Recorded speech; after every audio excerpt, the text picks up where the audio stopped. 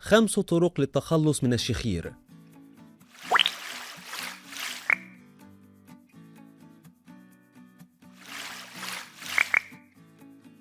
سواء كنت أنت مصاب به أم شخص آخر حولك، فإن الشخير بلا شك ظاهرة صحية مزعجة، فكيف تستطيع تخفيف الشخير أو التخلص منه وللأبد؟ قد لا يكون هذا الأمر صعبا إذا اتبعت الطرق المذكورة في هذا الفيديو. قبل الدخول في التفاصيل لا تنسى الاشتراك بقناتنا صحتك في دقيقة وتفعيل زر الجرس ليصلك جديدنا.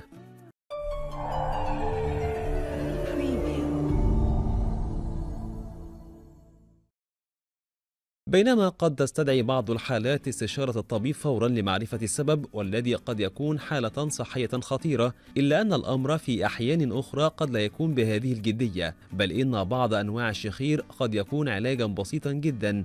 وهنا سوف نستعرض مجموعة من الطرق التي سوف تساعدك حتما على التخلص من الشخير المزعج. خسارة الوزن لدى من يعانون من السمنة. إن خسارة الكيلوغرامات الزائدة قد تكون كفيلة بتخليصك من الشخير. ابدأ بتناول حصص طعام أقل حجما وتحتوي على سعرات حرارية أقل، واحرص كذلك على ممارسة التمارين الرياضية بانتظام، وبالإمكان الاستعانة بأخصائي تغذية لتسهيل الأمر وتنظيمه. ابدأ بالنوم على جانبك. أحيانا قد يتسبب النوم على الظهر في تحرك اللسان في فمك ليغلق الحلق بشكل جزئي، الأمر الذي قد يعيق حركة الهواء عبر الحلق. لذا فإن النوم على جانبك قد يساعدك على التخلص من الشخير، حيث لا يتحرك اللسان من مكانه ولا يعود هناك أمر معيق في مواجهة حركة الهواء عبر الحلق. رفع السرير. جرب القيام برفع مقدمة السرير فقط لعدة سنتيمترات جهة الرأس، واجعلها على مستوى أعلى من مستوى باقي السرير. قد يساعدك هذا على إراحة المجاري التنفسية، وقد يسمح للهواء بالحركة بحرية أكبر عبرها مع الحفاظ عليها مفتوحة طوال الوقت. استعمال أدوات خاصة للأنف.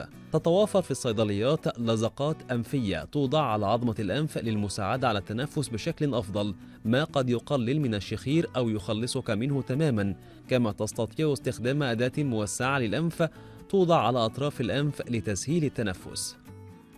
علاج أمراض الحساسية. إذا كنت تعاني من الحساسية فقد تصاب بالشخير بسبب انغلاق مجاري التنفس لديك، ما قد يضطرك للتنفس من فمك، الأمر الذي يزيد من احتمالية أن تبدأ بالشخير. كما يفضل أن تقوم باستشارة الطبيب للحصول على العلاج الملائم للحساسية، الأمر الذي قد يخلصك من الشخير وبشكل نهائي. إن أعجبك هذا الفيديو من صحتك في دقيقة، فلا تبخل علينا بضغط زر الإعجاب بالفيديو والاشتراك بالقناة، ولكي يصلك كل جديد قم بتفعيل جرس التنبيهات.